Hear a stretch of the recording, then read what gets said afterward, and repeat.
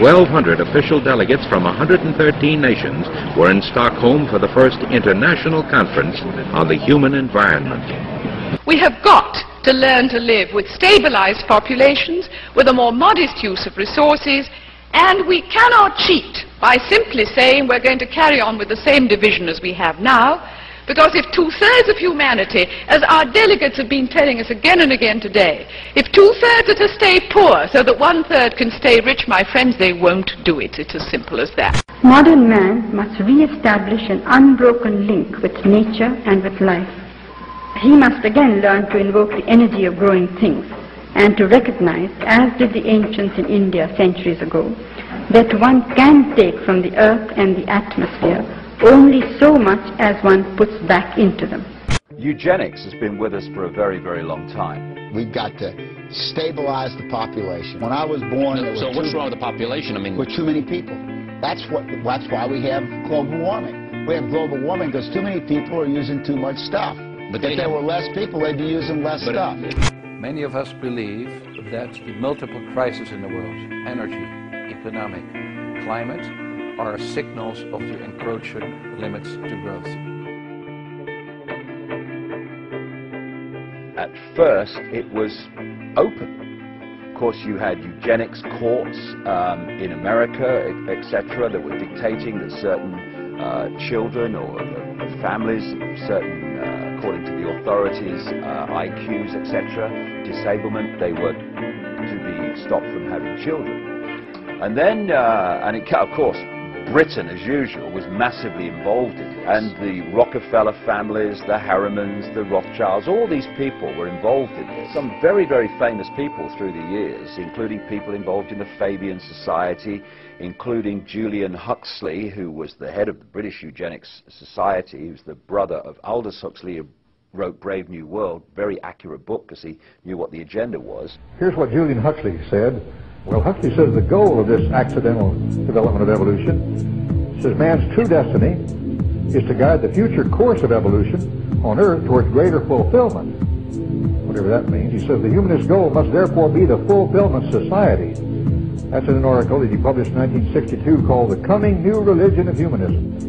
So don't say humanism is not a religion. The leaders of humanism recognize it as religion. He even wrote a book called Religion Without Revelation.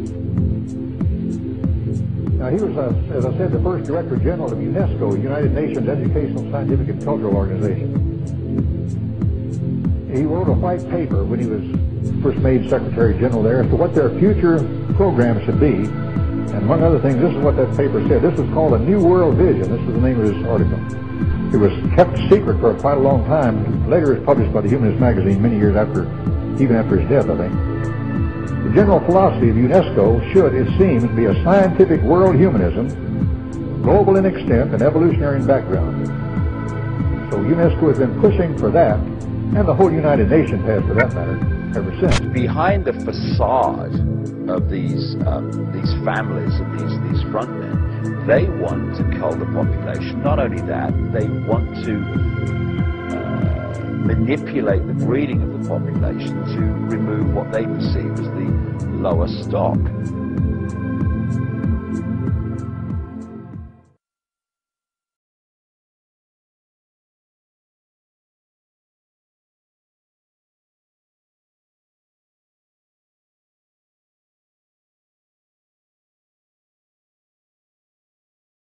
I'm going to have to go to somebody else, though. Yes, but wait, last question, please. Last question, please. I mean, and they are advocating for this. No. It's somebody else's turn. No. But please, all right, hold on, stop.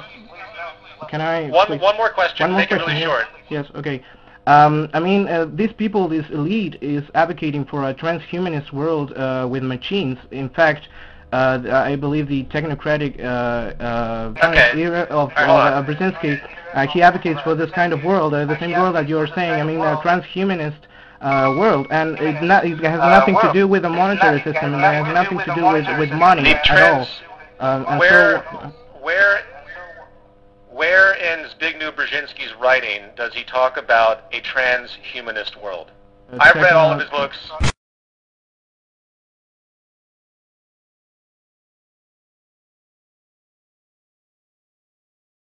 The techno-electronic era. Do you know that book? Okay. It's the issue of these points, I think, are ultimately kind of pointless to talk about. It's Why? not even worth speculating on the perceptions of what these individuals assume, even if that was what Brzezinski stated. The transhumanist idea, these are utterly detached from anything that anyone in this room or this world at this stage needs to worry about. Society or government step in when it comes to changing the genes of a child before birth? That's the question high school students in Harrisonburg are discussing today. It's called transhumanism, or altering the human body through biotechnology. Award-winning journalist and author Ronald Bailey analyzed the ethics of the question. 8 high schools participated in the 16th annual event. Professor Myron Blosser says students will be confronted with this issue because of the new technology. If you go out to 2029, our computers are not going to be these rectangular devices we put in our pocket. They're going to be inside our bodies and brains, and we're going to be a hybrid of biological and non-biological intelligence.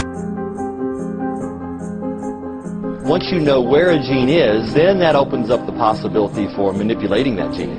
Cutting, pasting, changing. And so parents will eventually have the options of manipulating their DNA prior to having children. In some ways, I'm trying to remember Brave New World enough, in some ways you're entering a place to where could you be manipulated by this? Could somebody say, oh, I'm turning you off, click and turn you off? Well, we already do a lot of intimate things with our computers.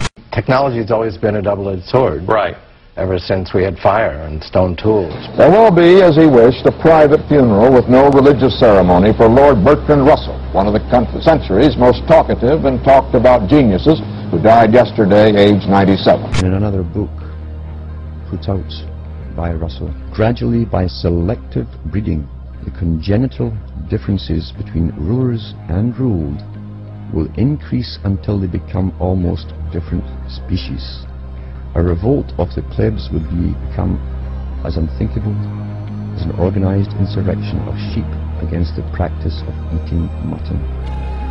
There's so many fantasies out there about this nefarious elite and all the shit. Well, but Jacques Fresco talks about the transhumanist idea when he says that machines have to merge with humans. I mean, that's the idea of the transhumanist agenda. And that concept in and of itself has no negative or positive attributes.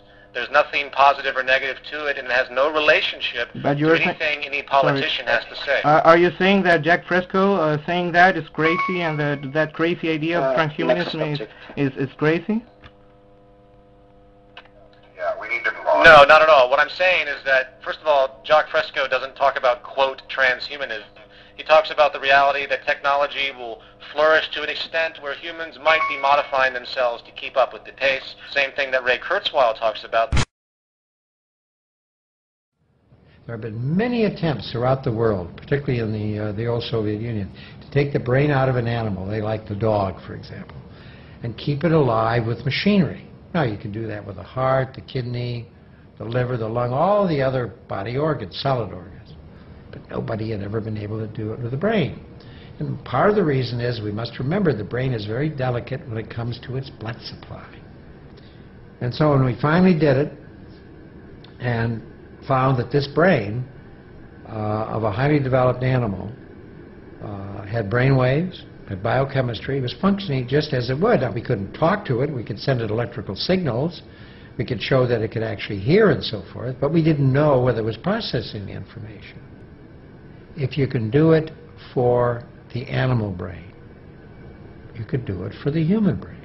You've even written about the use of drugs in this life. Well, now, this is a very interesting subject. I mean, in this book that you mentioned, this book of mine, Brave New World, I postulated a substance called soma, which was a very versatile drug. It would make people feel happy in small doses. It would make them see visions in medium doses, and it would send them to sleep in large doses.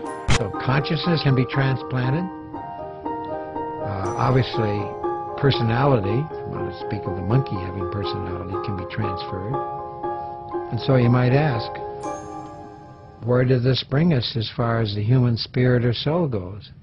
And I guess you could argue it can be transplanted.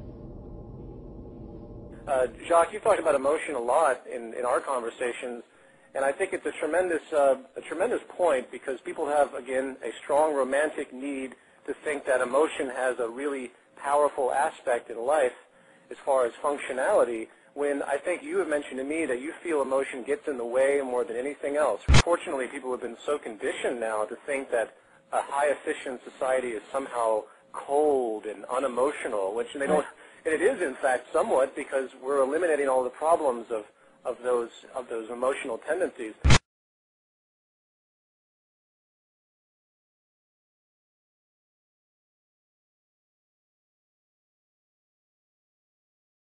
There was a data transmission for you from the controller's office. Oh, about my trip, no doubt.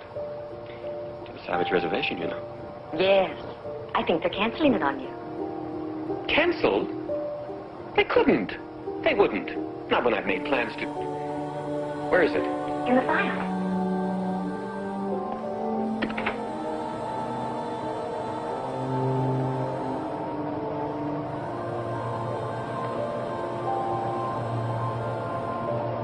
There must be some mistake. I had everything planned.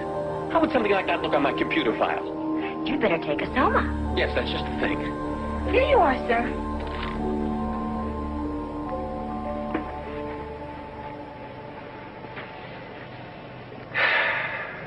I guess you won't be going on your vacation now. Oh, we'll see about that.